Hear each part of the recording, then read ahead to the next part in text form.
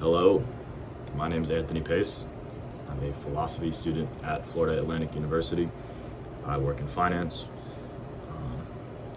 and the goal of this channel, is for me to have a platform where I can share my ideas, where I can learn other people's ideas, where I can communicate with people about them, their ideas, my ideas, their life, my life, in order to not only grow myself, but to grow the community around me and, have an impact on humanity. And what I'm going to do here for a bit is, when I have free time, I write. I like to write. And I write about just the world, the state of it today. And I want to just put it out there and talk with people about it, because there's no better medium to reach a large number of people. So with that, I'm going to read you one of mine. So, I'm going to pause. It's not going to be a pretty video, but it's time to start taking action.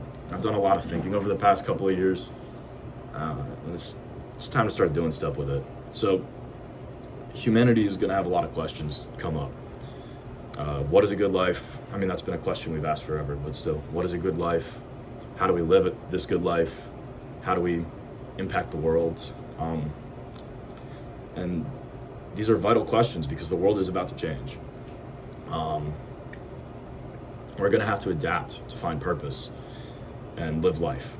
We're not going to find it in the same ways as we typically have throughout history. And like I was saying, the reason why I want to, make videos like this are because I want to take action. AI is coming full steam ahead. The world sees it. Questions are flooding in, like the ones I talked about earlier. Questions like, will I have a job? Will we work in the future? If we don't work, where are we going to find purpose? And these are questions that are often brought up in the media. And these questions are meant to invoke a strong feeling, and most likely that's going to be anxiety, at least when I first hear it and have an emotional reaction, before I take a step back and it's like, ooh, I feel that, anxious a little bit, but then I look at it with reason. But these questions they invoke that deep anxiety in people, and I'm sure many of you experience similar feelings. Maybe not, maybe they're different, but these questions that we're asking are valid. We should be thinking about them. However, we tend to make things complicated when, in fact, they're actually really simple. And the fact is, we have no idea what's going to happen. Anything can happen. And, that may seem scarier to think about than the fact that, than to accept AI is coming to wipe us out or is going to take your job or whatever. I don't know. Uncertainty is something that people just don't like. Our bodies don't like that. Our minds don't like that. But it's not something we should be afraid of. We should actually, as a matter of fact, I propose the opposite. We have to face this uncertainty with enthusiasm, excitement, and passion. The future is uncertain. Almost anything can happen, so why should this excite us? Why should we face the worst with a smile? And the answer is so simple. Like, you don't need philosophy. It's because that's all there is to do. That's all we can do, is just look at the future and be like, you know what? I'm gonna do it anyway. It might suck, but I'm just gonna smile through it, and I'm just gonna keep going.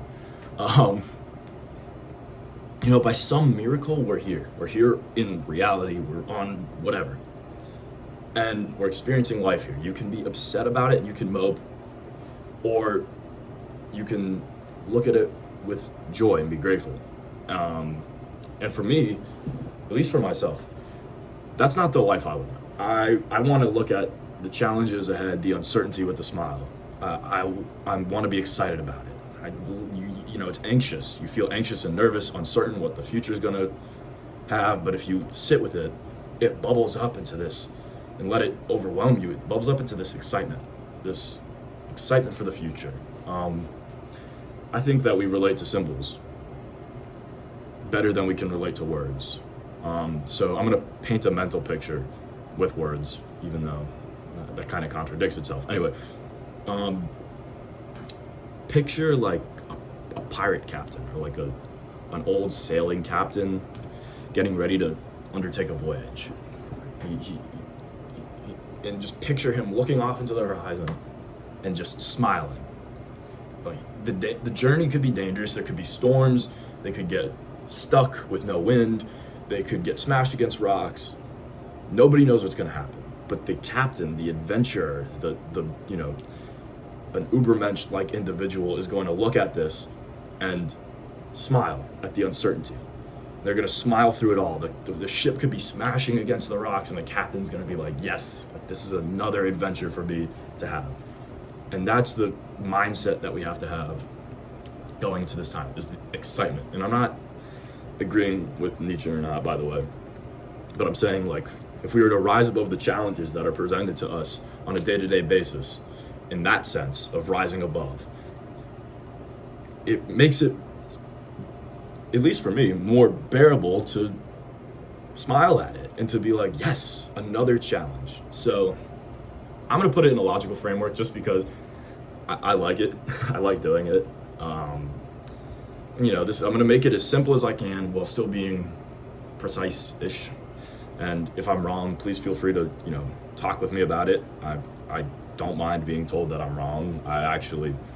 That's where we learn. So, let's have a discussion about this stuff. So here it is. Our arguments of inductive reasoning are statements that are probabilities and not certainties. They're strong and weak arguments, which leads to the next premise, where all reasoning on reality concerning the empirical world of sense data is done with inductive reasoning. It's how we've been doing science for a while now. So therefore follows that all reasoning on reality is inductive reasoning, which is, for most logicians and scientists and people, that's obvious. But I just want to, establish it. So, taking that conclusion and putting it as my first premise, all reasoning on the future of reality is probability. Induction is probability. No probability is 100% guaranteed to happen, no matter how high. If there is never going to be 100 or 0, there's going to be some varying degree of probability. Therefore, no reasoning on the future of reality can be 100% guaranteed. Also, self-explanatory. Like, we know this, but I just kind of wanted to do it, to put it that way anyway.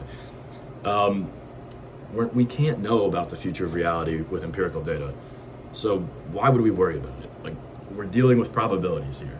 Even like something that's 99% possible to happen, there's a 1% chance that it doesn't happen, and that doesn't mean it won't happen. There's still a 1% chance. So we're all in it together. We have to rejoice in this feeling of uncertainty, even though the human body doesn't like it. Like, even though we as humans don't necessarily like it, we have to learn to. The image of the captain, the adventurer, the Lewis and Clark type, the Captain Jack Sparrow, if anything. Like, you have to be hit like him about it, to smile in the face of adversity, to the Olympic figure skater that just won, to enjoy the challenge, to just do it for the sake of doing it, and who cares if it works out or not. You're just doing it, you give it your best, and you do it with a smile. It's slightly different with the girl figure skating, but still it's similar. We have to face these challenges with a smile, and I think that's just so important, because we don't know what's going to happen in the future, and it's really scary, and I don't know what's going to happen. Nobody does. And if they say they do, they don't.